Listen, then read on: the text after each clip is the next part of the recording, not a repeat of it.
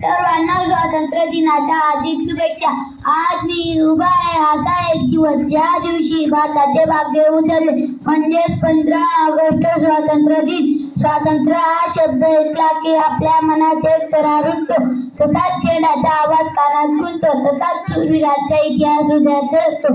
पण मित्रांनो, कधी विचार केलाय का स्वातंत्र्य म्हणजे नेमके काय? स्वातंत्र्य म्हणजे मानाने मुक्तपणा, स्वातंत्र्य म्हणजे विचाराचं बंधन मुक्त होणं, स्वातंत्र्य म्हणजे जागतिक मोकळेपणानं चालणं. पण हे सहज मिळालं का नाही?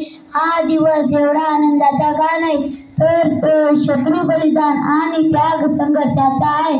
कोण विसरेल पाचीत होऊन गेलेले लाखो हुतात्म्या, राजगुरू भगतसिंग? कोण विसरेल महात्मा गांधी यांचा आपल्या देशासाठी लढा?